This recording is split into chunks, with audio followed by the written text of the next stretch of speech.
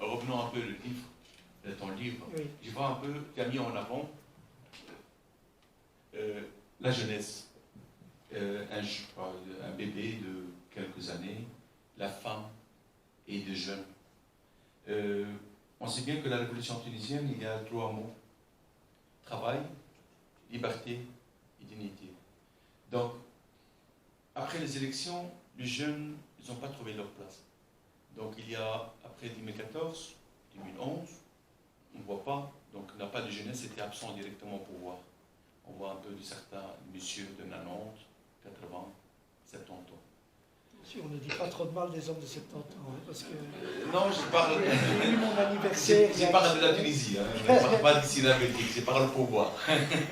Toujours on reste jeune, je parle au pouvoir. 80, 90, donc parce que je parlais de président 90 ans, et après le président de parlement 80, et après il y a le Premier ministre 70 ans. Pour cela, donc, avec la jeunesse qui est 18 ans et 16 ans, qui ont fait la révolution, il y a pas mal de gens. Et là, vous avez mis en évidence la jeunesse et la femme, mais en fait, quand, après la révolution tunisienne, les jeunes, ils n'ont pas trouvé leur place. Effectivement, on a employé un mot qui était la révolution confisquée. C'est-à-dire qu'il y a évidemment, comme souvent, une classe politique nouvelle, entre guillemets, qui se présente pour reprendre les choses en main, et tout ce monde associatif a finalement été relégué, et on ne lui a pas demandé, et peut-être d'ailleurs ne le voulait-il pas, intervenir dans le débat politique. Donc ça a été effectivement un moment de recul du monde associatif qui avait tant parlé, qui avait tant organisé, qui avait tant associé. Moi j'ai le souvenir de, vous savez, dans la rue Al-Jazira, il y a un lieu qui s'appelle l'espace El Hamra, où on donnait des pièces un peu conventionnelles. Et à partir du 14 janvier, c'était débat tous les soirs.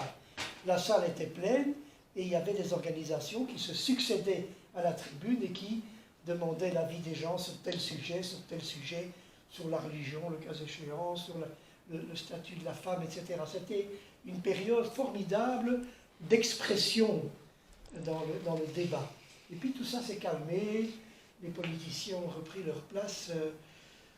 Alors je dirais qu'aujourd'hui, et on en vient là à la situation d'aujourd'hui, j'ai l'impression qu'on revient à une atmosphère, une ambiance qui était un petit peu celle de la période dont on vient de parler. Je crois que le président actuel, bon je ne suis pas sûr que dans la salle tout le monde sera d'accord avec moi, mais je crois que le président actuel, professeur d'université, professeur de droit constitutionnel, dont les étudiants disaient « il est à l'heure au cours celui-là hein », ce qui était une manière de montrer que ce n'était pas toujours le cas d'autres. Lui, au moins, il est à l'heure au cours.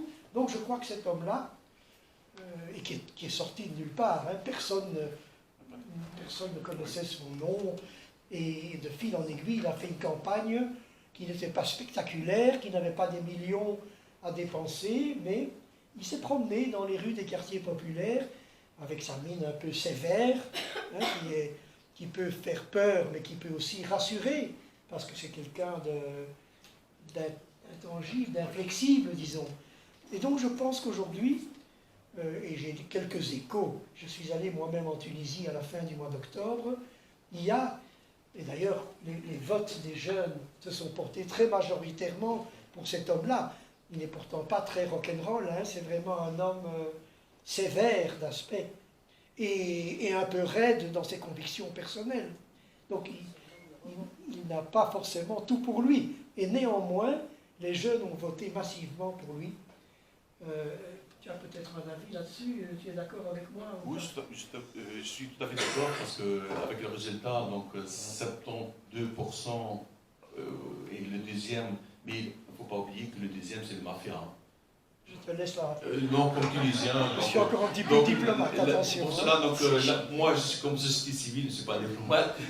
Donc, je peux dire entre un prof universitaire donc, spécialisé dans la constitution oui. et entre le mafia. Donc, c'est normal, le jeune, il va choisir. Donc, pour cela, donc, il y a le 72%. Non, je peux le voir du mafia, quoi. Donc, c'est l'ami de Berlusconi. Voilà, je peux dire, pas absolument. Mais je ne tracasse pas, n'a pas de problème, c'est moi qui assume. Voilà, c'est pour ça que donc, autant on pouvait se sentir déprimé au cours des quelques années précédentes, autant aujourd'hui, tout en restant vigilant, tout en prenant ses distances par rapport à quelques convictions un peu conservatrices de ce président, je crois qu'il a dit des choses intéressantes. D'abord, il a reçu Gilbert Nakache, qui est l'homme qui a préfacé mon roman. Il l'a reçu. Il y avait Gilbert Nakache, qui était un grand dirigeant des années... Ça, ce sont des hommes de 70 ans qui connaissaient donc Perspective, hein, Perspective, qui était le grand mouvement de débat à l'extrême gauche, disons, dans les années 70, avec beaucoup de militants en Belgique d'ailleurs, situation très difficile pour eux et pour les gens en Tunisie. Donc Gilbert Nakache a été le dirigeant de Perspective. Et voilà que parmi les premiers gestes symboliques de Kais Saied, c'est de dire « je veux vous recevoir au palais présidentiel ». Alors j'ai quelques échos de cette rencontre où Kais Saied a pris les mains de Gilbert Nakache, qui avait mis pour la circonstance un beau costume gris, et d'ailleurs il a invité sa femme aussi, hein, ce qui est une façon de montrer qu'il est préoccupé de la situation de la femme aussi, et tout. Et donc il lui a dit, écoutez, je dois vous écouter, il faut me parler, venez quand vous voulez, parce que votre regard de militant expérimenté va m'aider beaucoup. Donc jamais aucun président de la Tunisie n'avait fait une chose pareille. Donc c'est très, très révélateur. L'autre signe que je trouve positif, c'est quand il a dit il faut réinventer une démocratie participative en Tunisie. Et donc il a dit il faut que ça parte du bas. Il faut permettre, il faut faire l'enquête, il faut trouver des formes où le bas s'exprime et la vie que les gens expriment, il faut le faire remonter vers le haut. C'était une formule assez générale, mais personne n'avait jamais dit ça non plus. Parce que la Tunisie, c'est un peu comme la France, c'est un peu comme la Turquie avant. Donc ils ont hérité d'un centralisme incroyable. Hein. Les décisions se prennent à Tunis. On évoque de manière abstraite la décentralisation, mais quand même, ce sont des pays très centralisés sur le modèle de la France. Et donc, dire cela, dire qu'il faut consulter les régions, qu'il faut interroger les gens, c'est une pensée très nouvelle en Tunisie. Et donc voilà les éléments d'optimisme, je dirais, même si, par ailleurs, je suis sûr que vous voyez de quoi je parle, puisqu'il est par ailleurs très, en tout cas, de manière formelle, il est, semble-t-il, très conforme à la religion hégémonique en Tunisie. Donc, voilà, ça c'est...